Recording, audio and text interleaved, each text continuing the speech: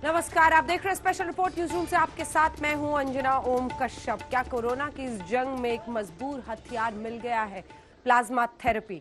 जहां दिल्ली के एलएनजेपी अस्पताल में 4 मरीजों पर प्लाज्मा थेरेपी को अपनाया गया और उत्साहवर्धक नतीजे मिले, जिसके बाद बहुत ज्यादा उत्साहित है दिल्ली के मुख्यमंत्री और तमाम डॉक्टर्स। तो क्या इसके जरिए अब एक मुकम्मल जंग लड़ी जा सकेगी?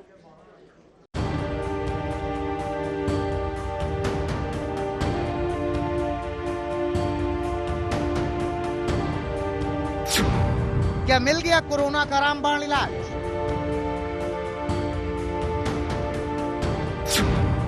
क्या कोरोना को हराएगी प्लाज्मा थेरेपी? क्या प्लाज्मा थेरेपी से होगा कोरोना के खौफ का अंत? पूरी दुनिया कोरोना वायरस की आफत से जूझ रही है। ना तो इस वायरस की कोई दवाई है और ना ही कोई टीका आया। कोरोना की वजह से लोग घरों में कैद हैं।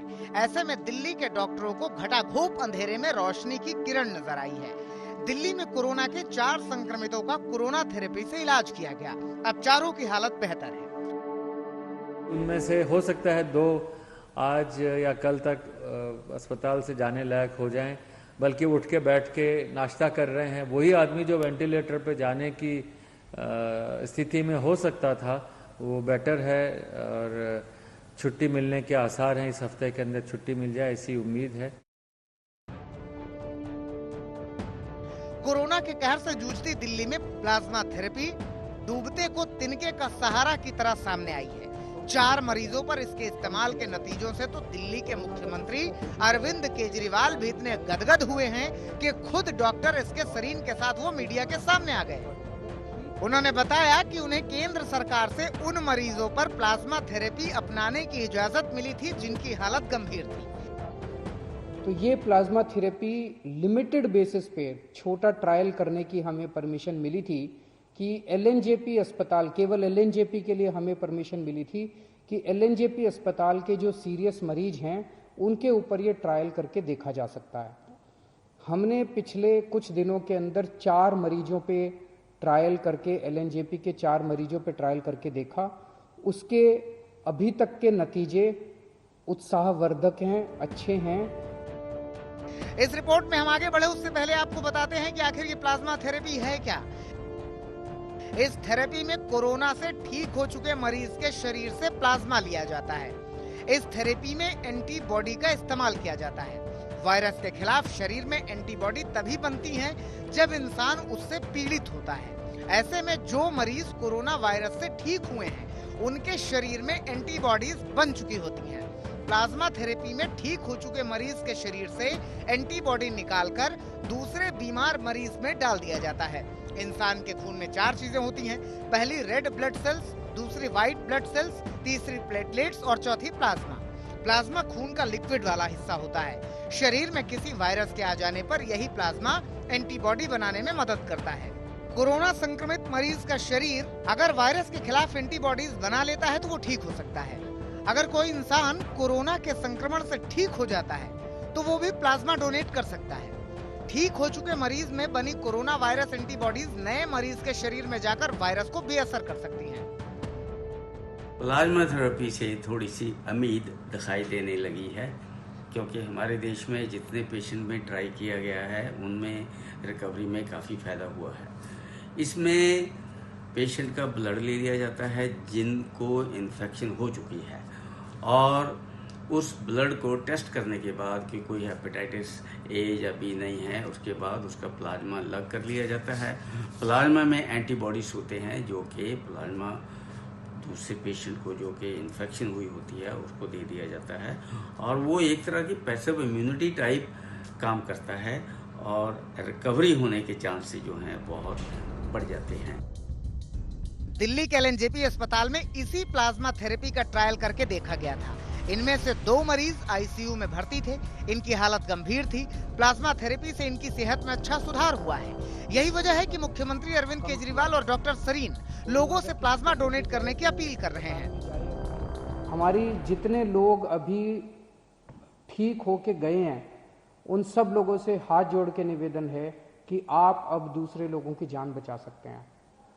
तो एक एक व्यक्ति जो ठीक होके गया है, उसकी जिम्मेदारी बनती है कि वो दूसरों के काम आए।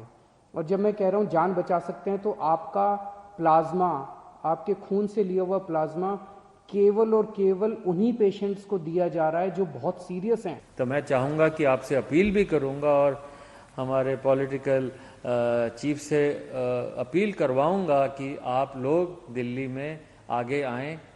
अगर हम ये डोनेशंस 2 दिन में कर दें तो मुझे लगता है कि हम सारे मरीज बहुत हैं, अभी भी कम से कम 2 दर्जन मरीज हैं LNH में जिनको हो सकता है ज़रूरत हो। तो आप लोग अगर आएँ, हमें डोनेशन दें, हम मरीज़ के ऊपर पूरी जी जान से, हमारी टीम जो है पूरी जी जान से लग करके उनको सुपरवाइज करेगी, उनको प्लाज्मा या जो भी देना है देगी। हो सकता है वो ठीक हो जाए। दिल्ली में भी प्लाज्मा थेरेपी से कोरोना वायरस का इलाज ट्रायल के दौर में ही है। दिल्ली के अलावा देश के कई और राज्यों में प्लाज्मा थेरेपी के ट्रायल की मंजूरी मिली हुई है। जिस तरह दिल्ली के नतीजे सामने आए हैं, अगर हर जगह से ऐसे ही नतीजे आए तो प्लाज्मा थेरेपी कोरोना के इलाज में सचमुच रामबाण साबित हो सकती है। संजय शर्मा और चिराग गोठी के साथ आशुतोष मिश्रा, दिल्ली आज तक। कोरोना के खिलाफ इस लड़ाई में अभी ना कोई दवा है, ना कोई वैक्सीन है, लेकिन इस प्लाज्मा थेरेपी के जरिए पूरे विश्व में जैसे एक उम्मीद जगी है। इससे पहले चाहे वो अमेरिका हो, चीन हो, कई मुल्कों में इस प्लाज्मा थेरेपी को अपनाया गया है। इधर हिंदुस्तान में भी कई राज्य इसकी इजाजत मांग रहे हैं।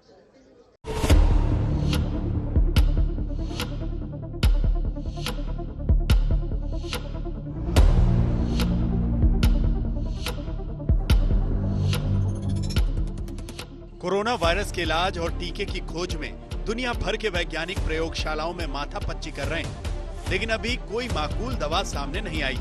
ऐसे में प्लाज्मा थेरेपी उम्मीद की एक किरण बनकर सामने आई है।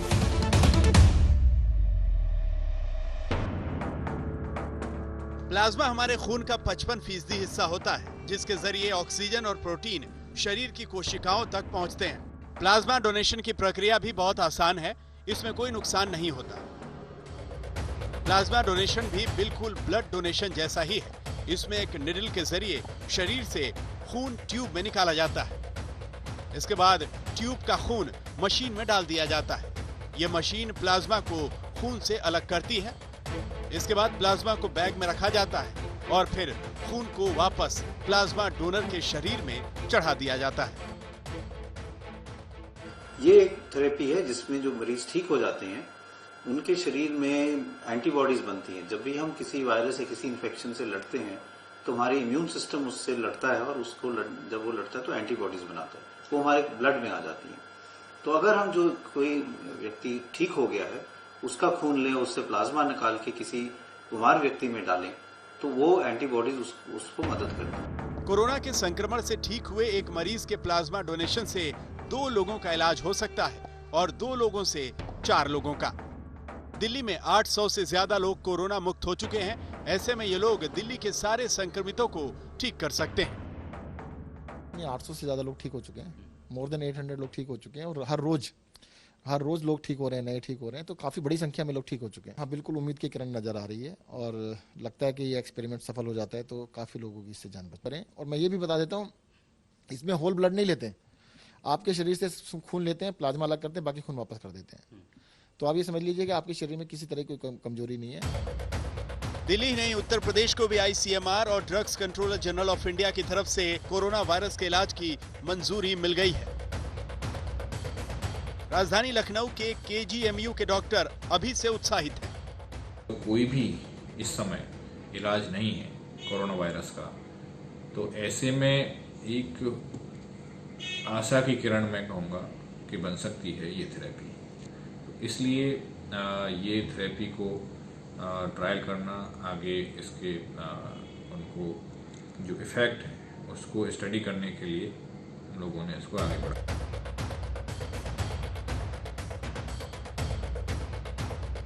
गुजरात में भी कोरोना वायरस के इलाज के लिए प्लाज्मा थेरेपी अपनाने की तैयारी हो गई है। अहमदाबाद के सिविल अस्पताल और SBP हॉस्पिटल में प्लाज्मा बैंक भी बन चुके हैं। कोरोना से ठीक होने के बाद लोग यहाँ प्लाज्मा डोनेट भी कर रहे हैं। ये थेरेपी में मुझे कोई चीज़ की परेशानी या वीकनेस या कुछ भी नहीं हुआ कि जिसमें मेरा ब्लड लॉस हो या मुझे कोई अलग प्रॉब्लम्स हो। तो उन्होंने हर एक चीज़ का बहुत ध्यान रखा था। ये प्रोसेस 99 मिनट्स तक मेरी चली, जिसमें मेरे ब्लड में से प्लाज्मा कलेक्ट हुए और दूसरा जो मेरा ब्लड था वो मेरी बॉडी में वापस ट्रांसफ़र किया गया। ये प्रोसेस बिल्कुल ही पेनफुल नहीं थी और बिल्कुल ही सेफ थी। उन्होंने पूरा रूम स्टेरिलाइज किया था और हर एक चीज़ का ध्यान रखा था। कोरोना वायरस के इलाज के लिए प्लाज्मा थेरेपी को अमेरिका, चीन, स्पेन, टर्की, साउथ कोरिया और इटली समेत कई देशों ने अपनाया है। इस थेरेपी से कोरोना के इलाज की आस बढ़ी है। देश में महाराष्ट्र और तमिलनाडु जैसे कई राज्यों ने कोरोना के इलाज में केंद्र सरकार से प्लाज्मा थेरेपी को अपनाने की इजाजत मांगी है। लखनऊ से कुमार अभिषेक के साथ आशुतोष मिश्रा, दिल्ली आज तक। प्लाज्मा थेरेपी से उम्मीदें तो कई बढ़ रही हैं, इसी दिल्ली में बढ़ रही हैं, लेकिन सवाल यह है कि यहां पर हॉटस्पॉट्स बनने का सिलसिला नहीं थम रहा है। जहांगीरपुरी एक ही गली में 46 लोग क्वारंटीन किए गए हैं। इस गली की एक खास रिपोर्ट देखिए।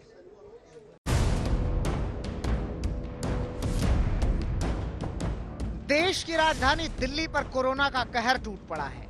कोरोना हॉटस्पॉट भी 90 से पार जा चुके हैं। सबसे ज्यादा कोरोना संक्रमण दिल्ली के जहांगीरपुरी इलाके में मिल रहा है। जहांगीरपुरी के एच ब्लॉक के इस गली में 46 लोग कोरोना संक्रमित पाए गए हैं। इसके बाद से ही पूरे इलाके को सील कर दिया गया है। लोग जहांगीरपुरी की इस गली को कोरोना वाली गली तक कहने लगे हैं। पॉजिटिव पाए गए 46 लोगों को नरेला के क्वारंटीन सेंटर ले जाया गया है। इस वक्त मैं दिल्ली के जहांगीरपुरी इलाके के बिल्कुल पास मौजूद हूं। दरअसल यहाँ पर नया मामला सामने आया है जिसमें 46 केस जो है वो अब कोरोना पॉजिटिव पाए गए। इस हिसाब से जहांगीरपुरी जो कि हॉटस्पॉट है, कंटेनमेंट जोन है, वहां पर किसी को आने जाने की मनाही है। वहां पर अब जो केसेस की संख्या हो गई, 3 बड़े बड़े केसेस आ चुके हैं, जिसमें केसेस अब 89 यानी 79 केसेस जो है दिल्ली के जहांगीरपुरी इलाके से प्रकाश में आ चुका है। ऐसे में जाहिर तौर पर अब संकट की बात है, क्योंकि दिल्ली के एक ऐसा इलाका है जहां पर एक सबसे ज्यादा केसेस सामने है। दिल्ली का जहांगीरपुरी कोरोना वायरस का गढ़ बन गया है। यह तीसरी बार ऐसा हुआ है जब जहांगीरपुरी इलाके से कोरोना के इतने ज्यादा केस आए हैं। इसके पहले इसी जहांगीरपुरी के सी ब्लॉक से 31 मामले सामने आए थे।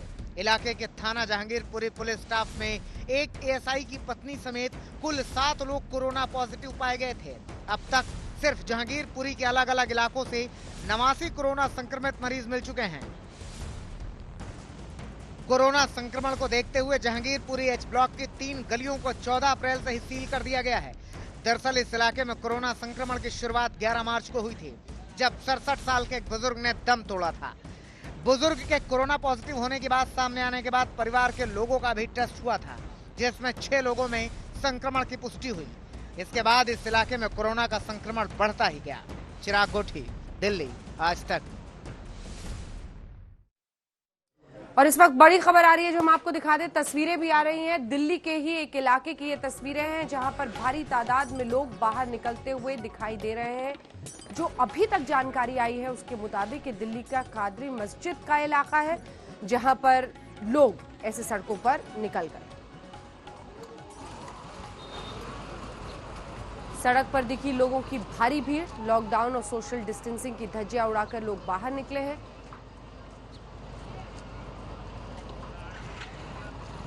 और उसी की तस्वीरें आप देख रहे हैं। पुलिस भी गश्त करती हुई दिखाई दे रही है, लोगों से बातचीत करती हुई, लेकिन सोशल डिस्टेंसिंग की कैसे धज्जियां उड़ रही हैं।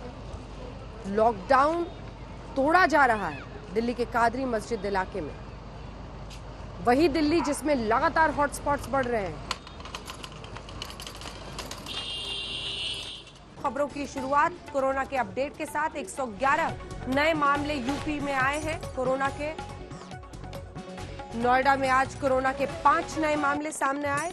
कोरोना मरीजों की संख्या अब नोएडा में कुल 109 हो चुकी है। नोएडा में 56 कोरोना मरीज ठीक हो चुके हैं।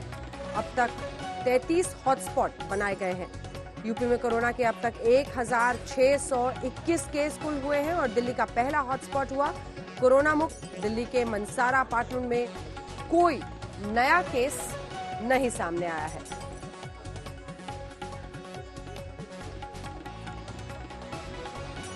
दिल्ली जिसमें लगातार मामले बढ़ते चले जा रहे हैं, हॉटस्पॉट्स घटने का नाम नहीं ले रहे।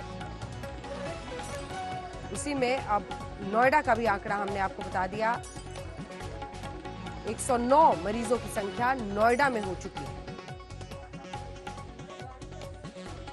लॉकडाउन को अब 1 महीना हो गया है।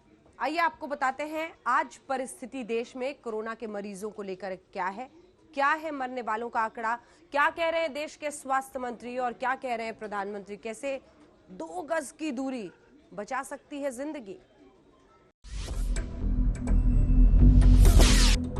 आज रात 12 बजे से संपूर्ण देश में संपूर्ण लॉकडाउन होने जा रहा है।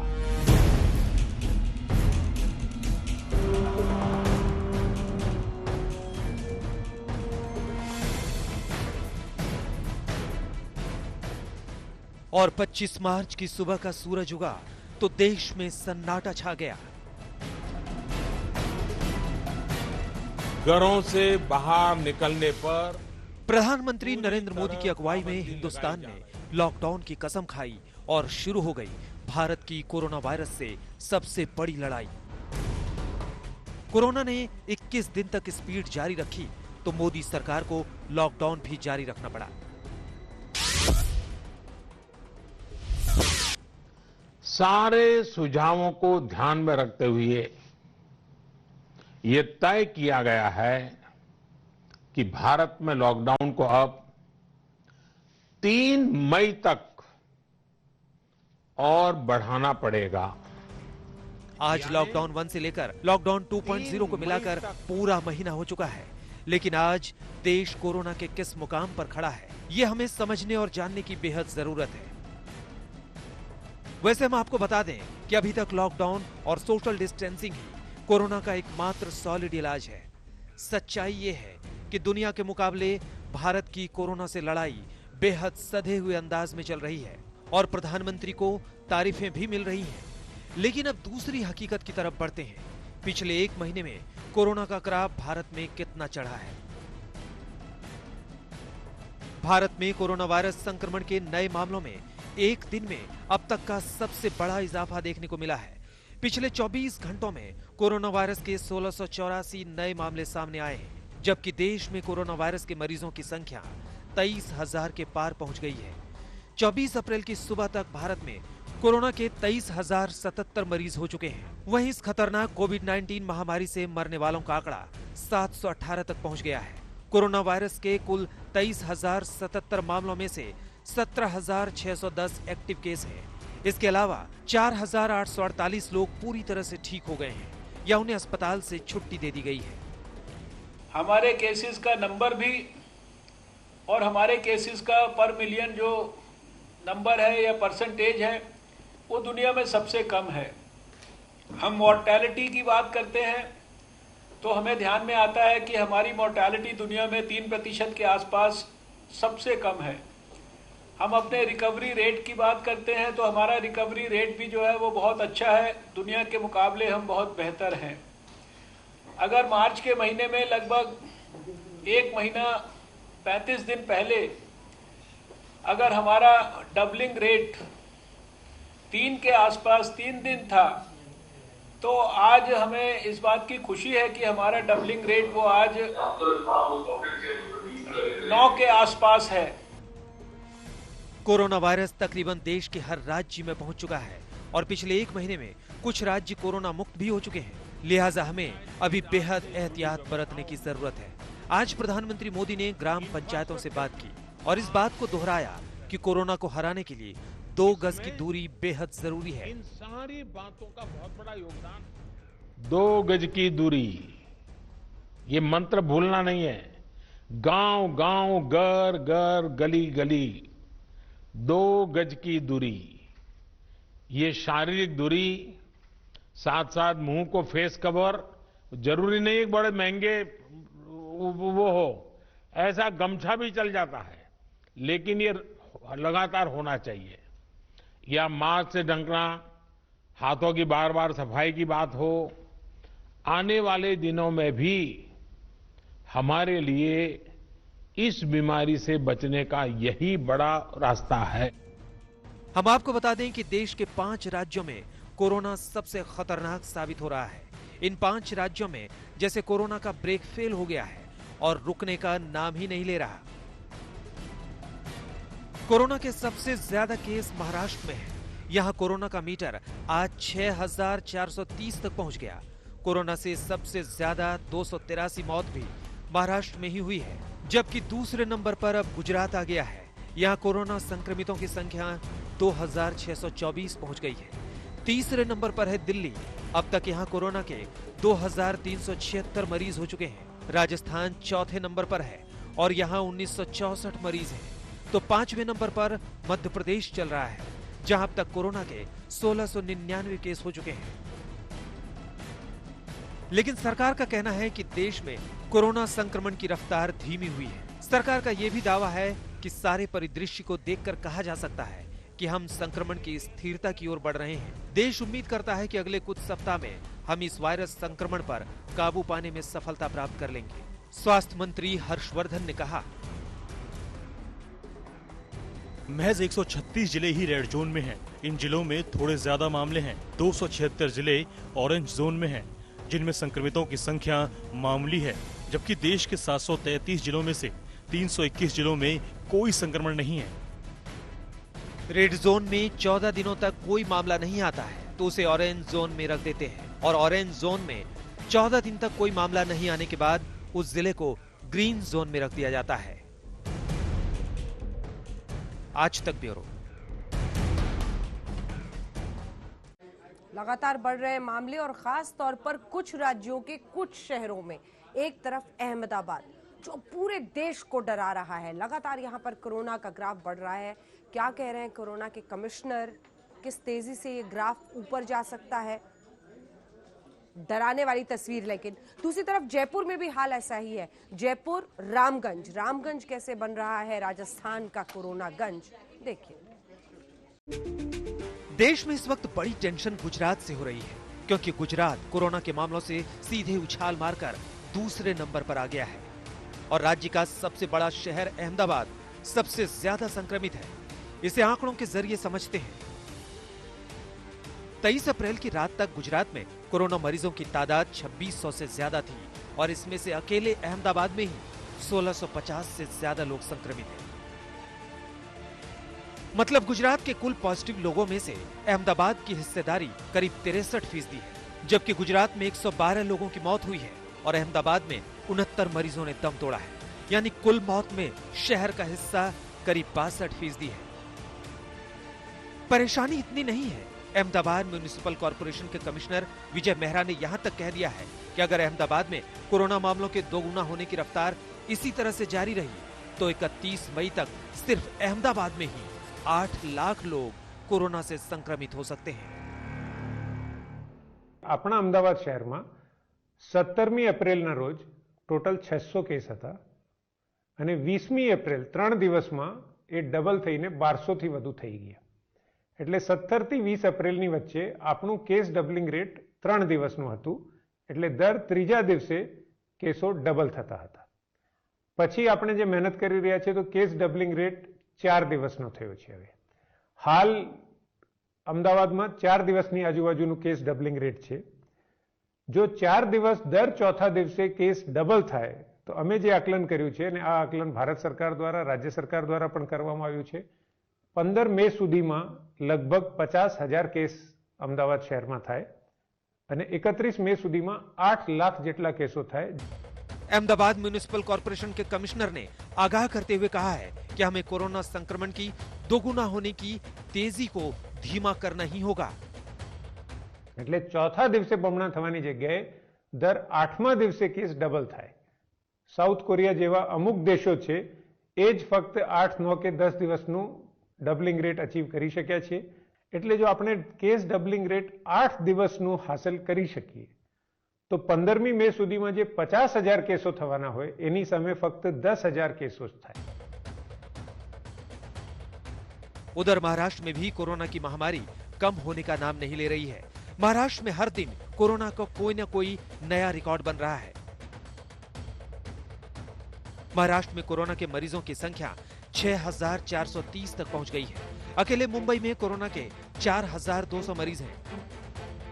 मुंबई का धारावी 214 मामलों के साथ महाराष्ट्र का सबसे बड़ा हॉटस्पॉट बन गया है। धारावी इलाके में अब तक 214 से ज्यादा केसेस सामने आए हैं और 13 लोगों की कोविड-19 के चलते मौत हो चुकी है। एक सेंट्रल कमेटी ने भी धारावी को विजिट किया और ये सजेशन दिया कि क्वारंटाइन फैसिलिटीज बढ़ाने चाहिए। इसके बाद इंस्टीट्यूशनल क्वारंटाइन फैसिलिटी सिर्फ धारावी में 2300 बेड्स की कर दी गई है और 1000 बेड्स और आगे बढ़ाना चाह रहे हैं। मुंबई में हालात इतने बिगड़ चुके हैं कि मंत्री जितेंद्र आव्हाड भी कोरोना पॉजिटिव हो गए हैं, लेकिन मुंबई वाले फिर भी सोशल डिस्टेंसिंग की धज्जियां उड़ा रहे हैं। भायखला मंडी खुली तो लोगों की भीड़ जुट गई। महाराष्ट्र और गुजरात के अलावा राजस्थान में जयपुर का रामगंज इलाका कोरोनागंज बन गया है। 24 अप्रैल की शाम तक जयपुर शहर में कोरोना मरीजों की तादाद 763 थी, जिसमें अकेले रामगंज में ही करीब 675 पॉजिटिव पाए जा चुके हैं। मतलब जयपुर के 88% से ज्यादा मरीज रामगंज में ही मौजूद हैं। पिछले 48 घंटे में रामगंज में 116 कोरोना पॉजिटिव पाए गए हैं। मौत के आंकड़े की बात करें तो जयपुर में अब तक 17 की मौत हो चुकी है, जिसमें रामगंज की हिस्सेदारी 12 की है, यानी यहाँ भी प्रतिशत 70 से ऊपर है। राजस्थान में कोरोना पॉजिटिव मरीजों का आंकड़ा 2000 के पार चला गया है। उसमें से जयपुर में अकेले 750 कोरोना पॉजिटिव हैं। अगर जयपुर की बात करें तो सबसे ज्यादा प्रभावित इलाका रामगंज है, जहां अकेले 6 किलोमीटर के दायरे में 650 से ज्यादा कोरोना पॉजिटिव मरीज हैं। सबसे ज्यादा मौतें भी राजस्थान में इसी इलाके में हुई है। जयपुर में कोरोना का पहला मरीज 3 मार्च को मिला था। अब आंकड़ा बढ़ते बढ़ते 760 से ज्यादा हो चुका है। अब सरकार कह रही है कि ज्यादा से ज्यादा टेस्टिंग कर लोगों को वहां से निकाला जा रहा है। अहमदाबाद से गोपी घांगर, मुंबई से मुस्तफा शेख के साथ शरद कुमार, जयपुर आज तक। और अब आइए बात करते हैं मौलाना साद की। जी हां, निजामुद्दीन मरकज के जरिए कोरोना के जो कैरियर्स देश भर में फैले, उसी तबलीगी जमात का मुखिया मौलाना साद जो अब तक फरार है, लेकिन पुलिस लगातार उसके पीछे पड़ी हुई है। 11 बैंक खाते, 18 मोबाइल, 6 राजदार हाथ लगे हैं।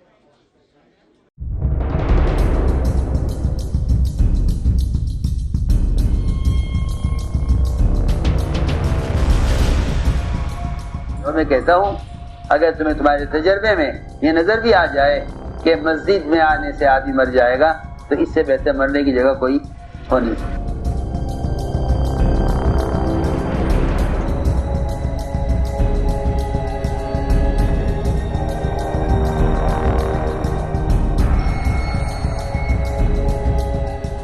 मौलाना साद के बारे में रोज बड़े बड़े खुलासे हो रहे हैं। मरकज से लेकर मौलाना साद के शामली वाले फार्म हाउस पर छापे पड़ चुके हैं। फिर ऐसा क्या है कि पुलिस मौलाना साद को गिरफ्तार नहीं कर पा रही है? आखिर पुलिस को दिक्कत कहां आ रही है? क्या पुलिस को ये पता नहीं है कि मौलाना साद कहां छिपा है? हम इसकी भी पड़ताल करेंगे, लेकिन आज हम मौलाना साद पर फिर एक बड़ा खुलासा करने जा रहे हैं। तो सुनिए, 11 अकाउंट, 18 मोबाइल फोन और 6 राजदारों में मौलाना साद। मरकज का एक एक राज छुपा है। मौलाना साद के अकाउंट की जांच कर रही क्राइम ब्रांच को कुछ चौंकाने वाली चीजें मिली है। अकाउंट में जो पैसे आते थे वो 24 से 48 घंटे में दूसरे कई छोटे छोटे अकाउंट में ट्रांसफर हो जाते थे और फिर वहां से आगे दूसरे अकाउंट में ट्रांसफर हो जाते, ताकि पैसा आने के बाद कहां गया उसका पता आसानी से न लगाया जा सके। इसीलिए क्राइम ब्रांच ने मरकज में आए कुछ और जमातियों के अकाउंट को भी रडार पर रखकर जांच शुरू की है। 11 अकाउंट, 18 मोबाइल और 6 राजदारों में छिपा है मौलाना के मरकज का राज। दिल्ली पुलिस की क्राइम ब्रांच और ईडी की नजर जमात मुख्यालय के अकाउंट के साथ साथ उन 11 बैंक अकाउंट पर है जिनमें हुआ पैसों का लेन देन सवालों के घेरे में है। साथ ही साथ क्राइम ब्रांच की टीम मौलाना के बेटों सहित उसके 6 करीबी रिश्तेदारों के नेटवर्क को भी खंगाल रही है। जांच टीम की रडार पर 18 मोबाइल फोन भी हैं, जिनके कॉल डिटेल और लोकेशन की जांच की जा रही है। मरकज मामले में क्राइम ब्रांच अब उस चेन को भी तोड़ने में लगी है जिन खातों में रकम भेजी जाती थी, लेकिन वो चेन इतनी लंबी है कि उसे तोड़ने के लिए क्राइम ब्रांच फाइनेंस एक्सपर्ट की राय लेने की तैयारी कर रही है। इसी बीच मौलाना साद से आज तक ने बातचीत भी की और पूछा कि मौलाना साद आखिर है कहां। एजेंसी जानती है कि मैं कहां हूं। क्राइम ब्रांच ने नोटिस दिया, हमने जवाब दिया। पुलिस मेरे बेटे की मौजूदगी में मेरे घर की तलाशी भी ले चुकी है। क्राइम ब्रांच ने कोरोना का टेस्ट करवाने के लिए कहा, हमने वो करवाया। क्राइम ब्रांच जो कुछ भी कह रही है वो सब हम कर रहे हैं। दिल्ली से करीब 120 किलोमीटर दूर शामली में भी दिल्ली क्राइम ब्रांच ने मौलाना साद के फार्म हाउस पर 3 घंटे छापेमारी की, लेकिन वहां से पुलिस की टीम को कुछ नहीं मिला। तो आप मौलाना साद का क्या होगा? अनुज मिश्रा के साथ अरविंद ओझा, दिल्ली, आज तक। स्पेशल रिपोर्ट में इसी के साथ इतना ही।